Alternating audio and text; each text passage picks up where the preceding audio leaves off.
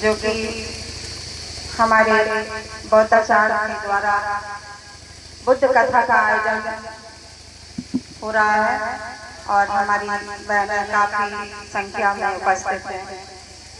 भगवान बुद्ध की दया बनी रहे और हमारे भाइयों के बड़े बुजुर्ग बच्चे नन्हे मुन्ने मैं अभिनंदन करती हूँ। बाबा साहब के बताए हुए मार्ग पर यदि आप सही मायने में चल रहे हैं तो आज जो भी आज तक कथा के माध्यम से बताया गया है उस पे 50% तो अमल कर ही लेंगे। अगर 50% अमल नहीं किया तो मेरा कथा सुनने का, टाइम वेस्ट करने का और पैसा वेस्ट करने का कोई मतलब नहीं होगा। तो मैं भगवान बुद्ध को नमन करते हुए, बाबा साहब को नमन करते हुए, बहुजन महान पुरुषों को नमन करते हुए आज मैं इस कार्यक्रम के बीच में आपके समक्ष उपस्थित हुई हूँ। एक बार जरा जोर से नारा लगाए बाबा साहब का, मैं देखूंगी कि देखें कितना आपको जोश आया है कि नहीं आया है। बाबा साहब, बाबा साहब, बाबा साहब, भगवान बुद्ध की, भगवान बुद्ध की, भगवान बुद्ध की, सभी महापुरुषों की। लगता है जोश तो बहुत आया, लेकिन ये कार्यक्रम होने के बाद ये जोश बना रहे तो ज्यादा बेहतर होगा। भगवान बुद्ध के धम्म को आगे बढ़ाने के लिए बाबा साहब ने अपने जीवन के आखिरी समय में बुद्ध एंड धम्म जो किताब लिखी उससे हमारे लोगों ने पढ़ी और आप सबके बीच, हमारे बीच में बुद्ध की वाणी को लाए, मानवतावादी सिद्धांत को लाए। ये हमारे बुद्ध की देन है। और इसके बाद जो बाबा साहब ने किया वो हम आपको बड़े बड़े विद्वानों के द्वारा, यूट्यूब के द्वारा, प्रिंट मीडिया के द्वारा तो नहीं मिलता है, लेकिन हमारे बौद्धाचार्य जैसे मिशनरी लोगों के द्वारा जरूर मिल जाता है। बाबा साहब ने 14 अक्टूबर 1956 में नागपुर में दीक्षा ली और कहा कि मैं हिंदू धर्म में पैदा हुआ हूँ, ये मेरे बस की बात नहीं है, लेकिन हिंदू धर्म में मरूंगा नहीं, ये मेरे बस की बात है। बाबा साहब ने जब 14 अक्टूबर 1956 को बौद्ध दीक्षा ली तो यही संदेश दिया कि बुद्ध से बढ़कर महान पुरुष विश्व में धरती पर नहीं पैदा हुआ। इतने बड़े विद्वान होने के बाद उन्होंने बुद्ध को अपनाया और हमारे समाज ने आज 70 साल, 72 साल, 75 साल बीत जाने के बाद भी बाबा साहब को तक नहीं अपनाया। कितने लोग जानते हैं बाबा साहब को, बताओ जरा। नहीं जानते ना? जानते हो? जानते हो कि मानते हो? मानते हो? अगर मानते हो तो कितने लोग आज उठाए दिवाली और होली मनाते हैं? सब लोग मनाते हैं ना? नहीं मनाते? अच्छा, कितने लोग मनाते हैं? इतना हाथ खड़ा कर, कितने लोग मनाते? ईमानदारी से महिलाएं ये बताएं कि करवा चौथ कितने लोग? ईमानदारी से बताओ, फिर बताऊंगी मैं बुराई नहीं कर रही हूँ। नहीं मनाती? पक्का? मैं देखने आऊंगी घर पर, उसी दिन आऊंगी जिस दिन वो होगी करवा चौथ, उसी दिन आऊंगी। सब बंद हो गया? अगर सब बंद हो गया तो बाबा साहब के रास्ते पर चलने के लिए कब तैयार होंगे ये बताओ? होंगे? मेरा समाज आज भी तैयार नहीं है। क्यों?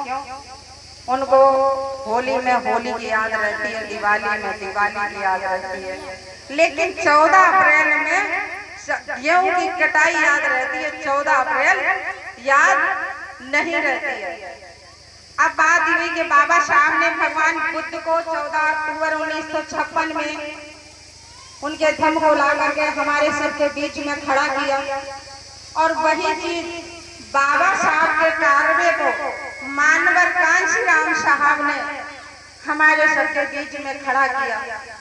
एक दिन वो होता है कि अगर हमें वोट न डालने दिया जाए इसी गांव में, तो हम पुलिस प्रशासन को फोन करेंगे कि हमने वोट नहीं डाल पाया या मेरा वोट किसी थर्ड पर्सन ने जाके डाल दिया।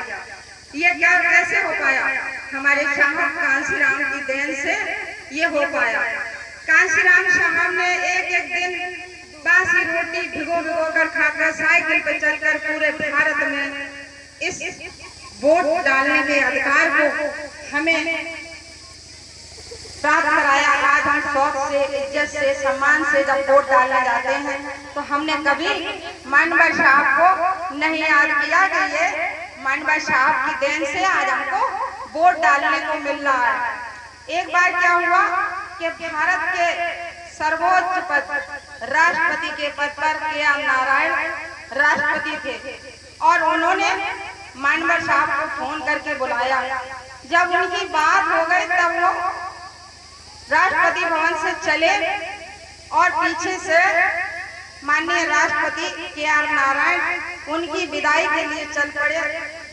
तो के.आर. नारायण साहब से मानवर साहब ने कहा कि साहब ये पद की गरिमा बनाए रखना है, आपको हमारे पीछे नहीं चलना है, आप एक सर्वोच्च पद पर आसीन है, प्रोटोकॉल नहीं तोड़ना है।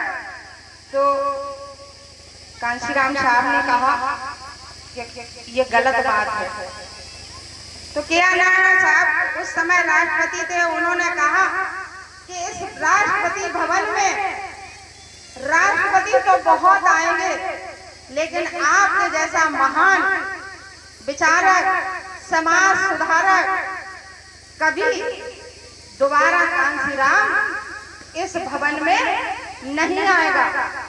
तो उनकी बात जब सुनकर के राष्ट्रपति तक एकदम शांत रह गए थे कि कितने ऊंचे हमारे साहब कांशीराम के विचार थे और हमारे लोग आज भी साहब कांशीराम की बात को नहीं मान रहे। हमारा समाज यदि पढ़े लिखे लोगों की, महान विद्वानों की बात मानता होता तो आज ये भीड़ गर्मी में हमको कभी नहीं लगानी पड़ती। आज हमें उस रास्ते पे चलने का मौका मिलता जहां हाई कोर्ट के जज, IPS, IAS अधिकारी हमारे बच्चे होते। कहीं रेयर हम जब जाते हैं कार्यक्रमों में, कहीं रेयर होता है, एक आध ढूंढने पर भारत की धरती में मिलते हैं IAS, IPS। और उस समय जब माननीय बहन जी मुख्यमंत्री थी तो हमारे IAS, IPS काफी ज्यादा बन गए थे। लेकिन आज क्या हुआ कि वही थोड़ा चार फिर खड़े हो गए और हमारे बच्चे जब IAS, IPS की परीक्षा देते हैं तो उसमें 1% नंबर काट करके हमको वहां तक नहीं पहुंचने दिया जाता है जहां बाबा साहब हमको पहुंचाना चाहते थे और जहां कांशीराम साहब हमारे समाज को देखना चाहते थे। अगर वहां तक हमारा एक गांव का एक भी बच्चा पहुंच जाए ना तो माननीय बहन जी को प्रधानमंत्री बनने से कोई रोक नहीं सकता। अगर हमारा समाज माननीय बहन जी को 5वीं बार यदि मुख्यमंत्री बना दे तब भी काफी सुधार हो जाएगा। राजनीति में जब अपना कोई नहीं होता है तो गांव हो या क्षेत्र, ब्लॉक, जिला या प्रदेश में गरीब जनता का कोई सुनने वाला नहीं होता है। और यही स्थिति आज हम उत्तर प्रदेश के किसी भी कोने में चले जाएं, हमारा कोई सुनने वाला नहीं है। हमको अधिकारियों के सामने हाँ हजूरी करनी पड़ रही है। अभी देखा है आपने इटावा में एक बकेवल में कांड हुआ जातिवाद को लेकर के, और हम राजनीति में नहीं है। उसका यही है कि हमारा एक भी सांसद नहीं है, सिर्फ एक विधायक है। वो क्या कर सकते हैं? इतनी बड़ी एक प्रदेश की जनसंख्या को कहां तक सुधार सकते हैं? तो हमें राजनीति में आने के लिए एकजुट होना पड़ेगा।